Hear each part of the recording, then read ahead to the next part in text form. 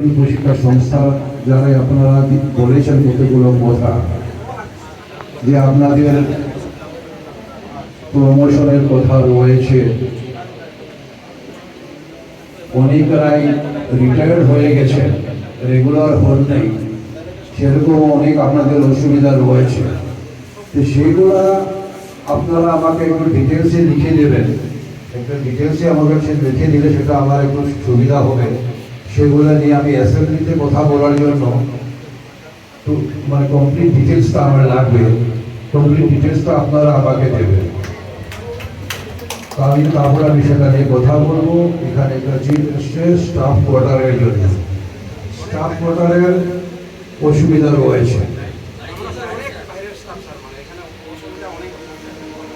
Staff কোয়ার্টারে অসুবিধা হয়ে গেছে, আগে ছিল এখন নেই। সেটা ব্যবস্থাও আমি দেখবো, সেটা ব্যবস্থা নিয়ে আমি চিন্তা করবো। স্টাফ কোয়ার্টার কিভাবে করা যায়, স্টুডেন্ট হোস্টেল করা যায়, শুধু স্টাফদের জন্য করলে হতে হবে না, স্টুডেন্টদের জন্যও করতে হবে। আমার কাছে অনেক স্টুডেন্ট এসেছিলেন, ওনারা বলছেন আমরা ITI তে অ্যাডমিশন নেব, আমার জন্য একটু সুবিধা করে দেবেন। আমি বলেছি ঠিক আছে, সেই সুবিধা করে দেওয়ার চেষ্টা আমি করবো, কিন্তু ওদের আরেকটা অসুবিধা রয়েছে, বলে এত দূর থেকে আমরা রোজ কী করে আসবো, বা এখানে এসে কোথায় থাকার জন্য পিজি করে বা ঘর ভাড়া করে থাকার মতো ওনাদের সামর্থ্য নেই, যার জন্য ওনার অনেক স্টুডেন্ট দেখছি ড্রপ আউট হয়ে যাচ্ছে।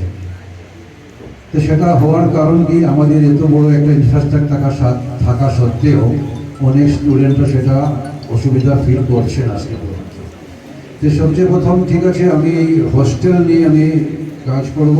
হোস্টেলটা কীভাবে অতি সত্ত্বর শুরু করা যায়, আপনাদের স্টাফের জন্য স্টাফ কোয়ার্টার কীভাবে মানে এখানে করা যায় সেটা নিয়ে আমি হবো।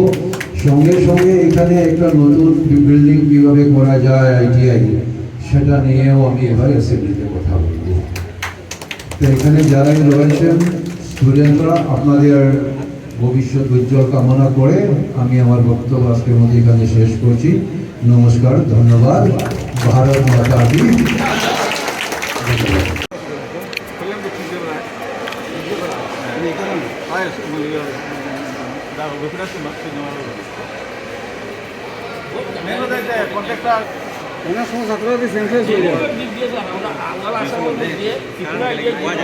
শুনলাম আপনার সেক্রেটারি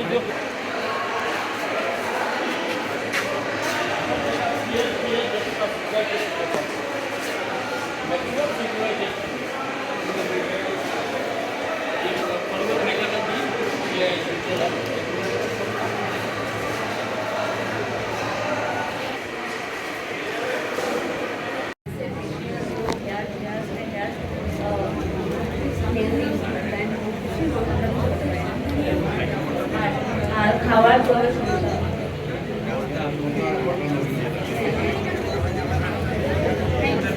থ্যাংক ইউ।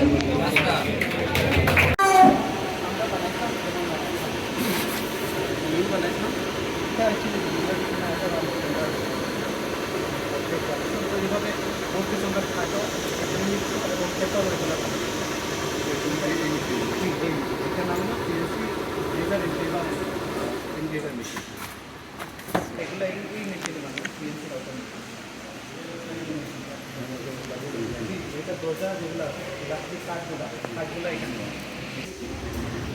এগুলো বড় বড় নিউ দিল্লির যারা যারা ট্রেনসি টেকনিশিয়ান আছে বর্তমানে 30-40,000 টাকা আনতে পারে। দুইটাই তো একটা কনভেনশনাল মেশিনিং আর এটা computer numeric control. Conventional machining sir আমরা হাত দিয়ে হাজ করতে লাগে। এখানে কি টাইপ স্যার এগুলো জিকোড এনকোড আছে, এটা মানে আপনার প্যানেল আছে, এখানে জিকোড এনকোড আমরা পুট করলে মানে মেশিনে অটোমেটিক কাজ করে দেয়। But we have to instruct the machine that manually না স্যার, এটা কম্পিউটার নিউমারিক কন্ট্রোল।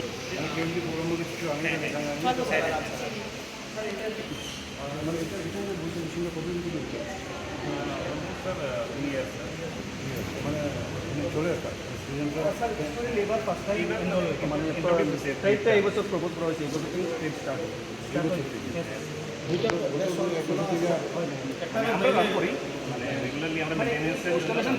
হয়ে গেছে। বৃষ্টির সময় অর্ধেক বিল্ডিং জলের ভিতরে চলে যায়। এছাড়া এখানে ড্রেনের প্রবলেম রয়েছে, এছাড়া যারা এখানে স্টুডেন্টরা রয়েছেন ওনাদেরও একটু প্রবলেম রয়েছে যে ক্লাসরুমগুলোতে মানে সেরকম সুবিধা নেই, ঘরের ভিতরে উপরে সিট লাগানো, কোনো সিলিং নেই, যেটা আমি দেখতে পেলাম, অনেক গরম রয়েছে, এরকম অনেক নানান ধরনের অসুবিধা সেখানে আছে।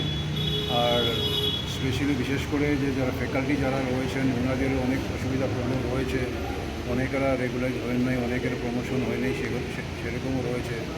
বিশেষ করে যারা গার্লস স্টুডেন্ট যারা রয়েছেন ওনাদের মানে হোস্টেলে কোনো ব্যবস্থা নেই। এখানে হোস্টেলের ব্যবস্থা করে দেওয়া হয়েছে, সরকারের পক্ষ থেকে সেটা করে দেওয়া হয়েছে, তারপরে কিন্তু এটা আজ পর্যন্ত সেটা মানে মানে এটা কাজে পরিণত হয়নি, চালু হয়নি, যার জন্য স্টুডেন্টরা এখান থেকে বাইরে থাকতে হচ্ছে। তো সেই সব কিছু আমি দেখেছি, এই সব কিছু নিয়ে আমি আমাদের মাননীয় মুখ্যমন্ত্রী ডক্টর হিমন্ত বিশ্ব শর্মা মহাশয়ের কাছে আমি যাব, সেগুলো আমি তুলে ধরবো। আর আইটিআইকে কীভাবে সুন্দর করে গড়ে তোলা যায়, কীভাবে অত্যাধুনিক করা যায়, আর এখানে স্টুডেন্টদেরকে কীভাবে ফ্যাসিলিটি দেওয়া যায়, ওনাদের যেখানে দেখেছি ওয়ার্কশপের মধ্যে যেগুলো ইনস্ট্রুমেন্টগুলো যেগুলো রয়েছে এগুলো একদম অনেক পুরনো, মানে আজ থেকে 20-40 বছর পুরনো সেগুলো সব রয়েছে। তো সেগুলোও কী করে নতুন ব্যবস্থা করা যায় সেটা নিয়ে দেখব।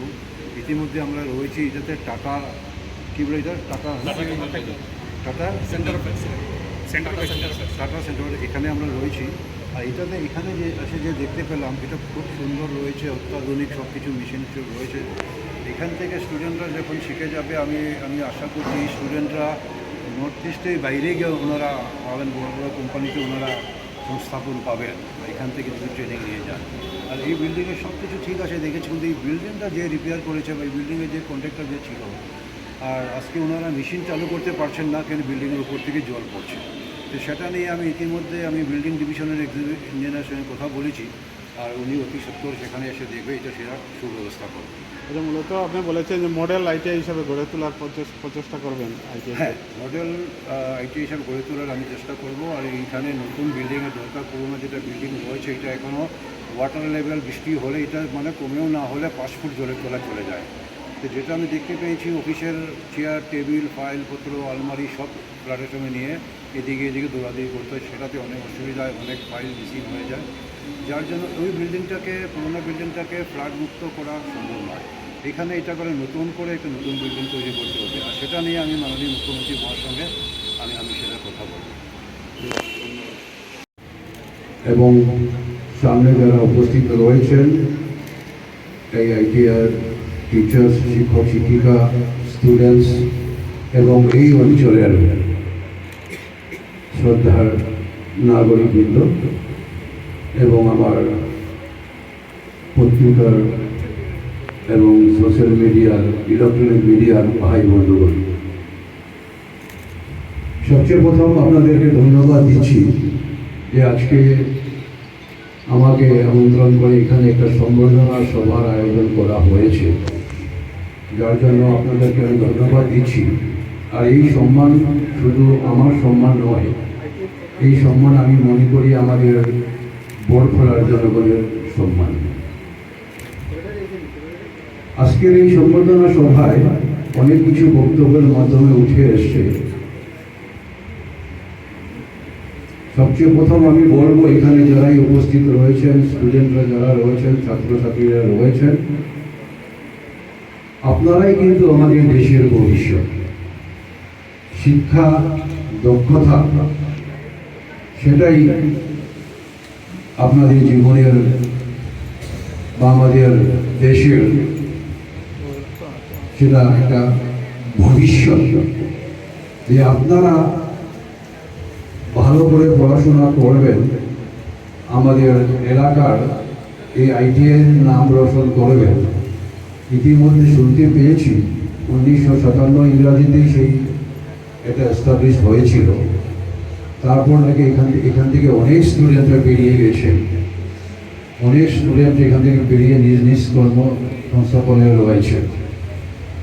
আমি আপনাদের উজ্জ্বল ভবিষ্যৎ কামনা করছি। আপনারা এখান থেকেই পাস আউট হয়ে আর